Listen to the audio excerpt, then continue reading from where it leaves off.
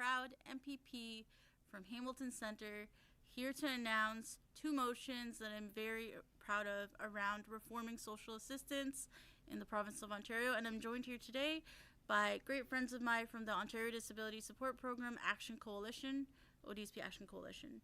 The two motions that we're here to talk to y'all about today are as follows. The first one is that in the opinion of this House, the shelter allowance portion of both the Ontario Disability Support Program and the Ontario Works Program should be calculated and attached to the annual average market rent prices in the city which the individual recipient resides. And the reason that we brought forward this first motion that Ram beside me will talk about in detail is because we know that ODSP has been legislating people into poverty. Many disabled people who cannot work are living on social assistance across this province or are waiting to be approved, who are on OW, waiting to be approved onto ODSP, who just can't make ends meet. The amount of money that the province gives disabled people is not enough to pay for rent, food, and basic necessities. And I believe in a province where everybody is valued, where everybody deserves to exist, and where your worth doesn't come from your ability to produce. We deserve social assistance programs that supports people instead of leaves them into poverty situations where they're constantly evicted or living in encampments. The second motion that we're here to talk to you about today that Andrea will get into is that, in the opinion of this House, ODSP should adopt a hybrid definition of the benefit unit that does not reduce the benefits as a result of other household income, while also recognizing the needs of dependents under the age of 18.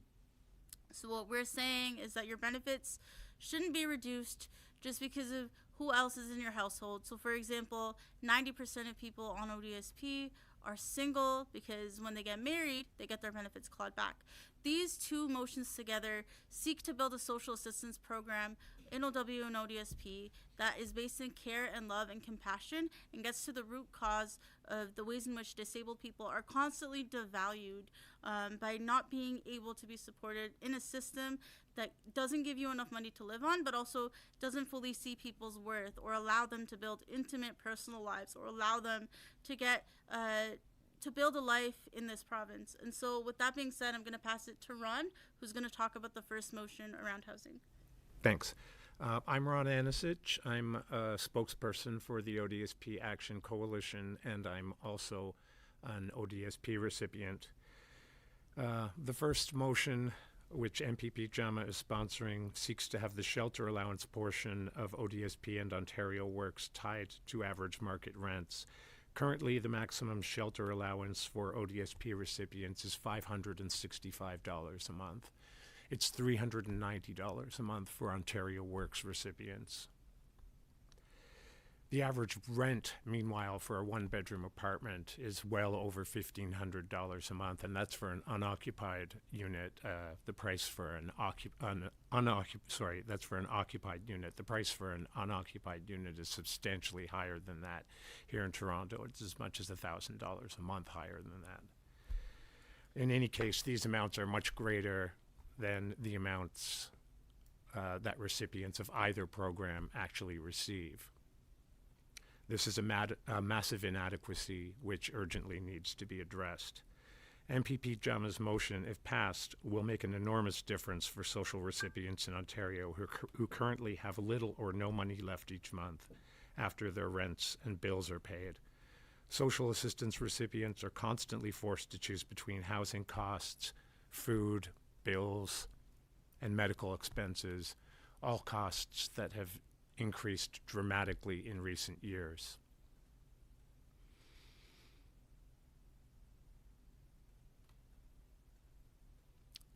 The simple change that's proposed here would ensure that recipients who are currently housed stay housed, and that those who are homeless may find a safe place to live. In the past, the ODSP Action Coalition has joined calls from various political parties, municipal councils, labor unions, charities, and other advocacy groups to double ODSP rates, but we repeatedly hear from our community and the media that the greatest need for social assistance recipients is in housing. And this motion, while not a panacea that will resolve all of the challenges, will most certainly address one of the biggest needs right now. We hope that all of the MPPs who have expressed disappointment or concerns with inadequate social assistance rates will vote in favor of this motion and the other motion that Andrea is going to talk to you about next. Okay. Are we just gonna go? So the second motion is on couples on ODSP, and I used to be teased a lot for being disabled, and one of the things that they would like to do is put me with another disabled person so that I could be teased again. And this is just kind of an extension of the ableist attitude that is prevalent. So people who get married or who cohabitate together that are both on disability do not get double disability. They get like 150% if their worker knows that they are living together as a couple. And this is a way that the program nickel and dimes you. These rents are too low in the first place, but they should get double the rate because it's two people living together, so they should get double the rate. And by allowing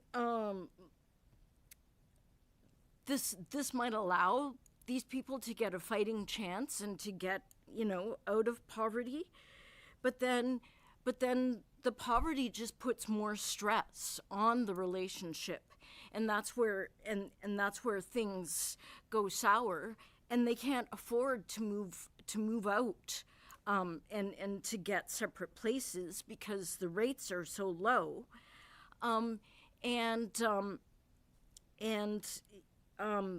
so the relationship gets worse.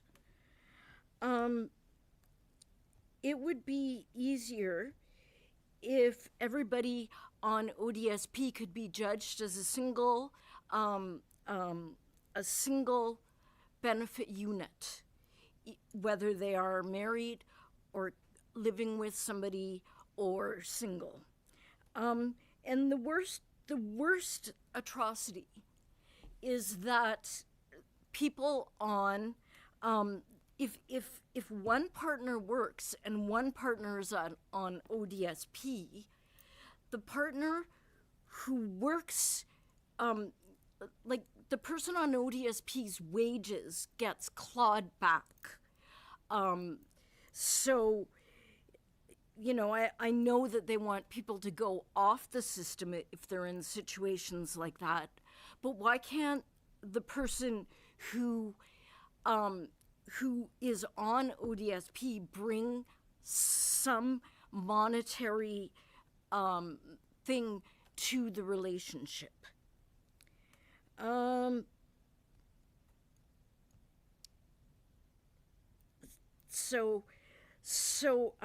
I really hope that you will pass this motion, because this is one of the most unfair rules that ODSP has.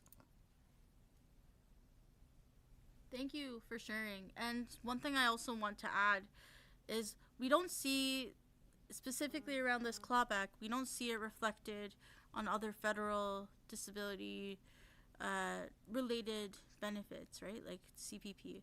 You don't get clawbacks simply because you were married.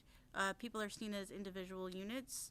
And so we would expect that to be the case here too. Secondly, reports from the Disabled Women's Network of Canada have explained that women with disabilities are 2 to 3 times more likely to experience forms of violence, intimate partner violence, and that includes financial abuse too, right? So allowing people to get married without having to force them to become financially dependent on their partner because of this clawback on ODSP reduces the amount of potential gender-based violence that disabled women do face in this country.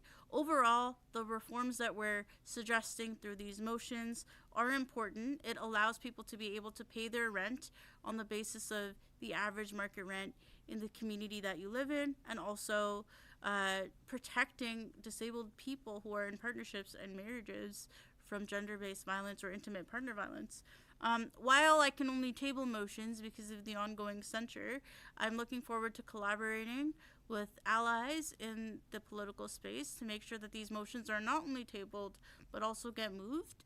And I'm looking forward to see this become a really important conversation in terms of how we change social assistance to meet the needs of disabled people in this province. Opening it up for questions.